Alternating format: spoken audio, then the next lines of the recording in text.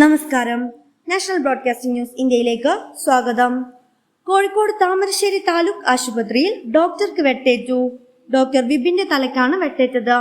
Amoebic മസ്തിഷ്ക ജ്വരം ബാധിച്ചു മരിച്ച 9 വയസ്സുകാരിയുടെ പിതാവ് സനൂപാണ് ആക്രമിച്ചത്. പ്രതിയെ പോലീസ് പിടികൂടി. ഡോക്ടർ വിപിനാണ് വെട്ടേറ്റത്. ഡോക്ടറുടെ തലയ്ക്കാണ് വെട്ടേറ്റിരിക്കുന്നത്. ആയുധമായെത്തി ആസൂത്രമായാണ് ആക്രമണം നടത്തിയത്. കുട്ടിയെ ചികിത്സിച്ചിരുന്ന ഡോക്ടറെയല്ല പ്രതി ആക്രമിച്ചത്. കാര്യമായ രീതിയിൽ പരിക്കുണ്ടെന്നാണ് വിവരം. വടിവാളുമായാണ് ആക്രമിക്കാൻ എത്തിയത്. ഡോക്ടറെ താലൂക്ക് ആശുപത്രിയിൽ തന്നെയാണ് ആദ്യം പ്രവേശിപ്പിച്ചത്.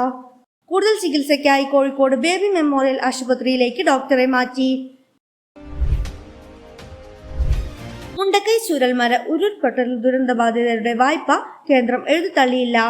ബാങ്ക് വായ്പ എഴുതിത്തള്ളില്ലെന്ന് കേന്ദ്ര സർക്കാർ ഹൈക്കോടതിയിൽ അറിയിച്ചു. വായ്പ എഴുതിത്തള്ളാൻ നിയമത്തിൽ വ്യവസ്ഥയില്ലെന്നാണ് കേന്ദ്ര സർക്കാർ അറിയിച്ചത്. വായ്പ എഴുതിത്തള്ളൽ കേന്ദ്രത്തിന്റെ അധികാര പരിധിക്ക് പുറത്തുള്ള കാര്യമെന്നാണ് നിലപാട്. കേന്ദ്ര ആഭ്യന്തര മന്ത്രാലയം ഇതുമായി ബന്ധപ്പെട്ട് സത്യവാങ്മൂലം നൽകി. ശബരിമല സ്വർണ്ണമോഷണ വിവാദത്തിൽ പ്രതികരണവുമായി മുഖ്യമന്ത്രി പിണറായി വിജയൻ. വിവാദമുണ്ടായ ശേഷം ഇത് ആദ്യമായാണ് മുഖ്യമന്ത്രി പ്രതികരിക്കുന്നത്. കുറ്റക്കാർക്കെതിരെ നടപടിയെടുക്കും. ഒരാളെയും രക്ഷപ്പെടാൻ അനുവദിക്കില്ലെന്ന് മുഖ്യമന്ത്രി നിയമസഭയിൽ വ്യക്തമാക്കി. സ്വർണ്ണപ്പാളി വിവാദത്തിൽ നിയമസഭയിൽ പ്രതിഷേധിച്ച പ്രതിപക്ഷത്തിനെ മുഖ്യമന്ത്രി വിമർശിച്ചു.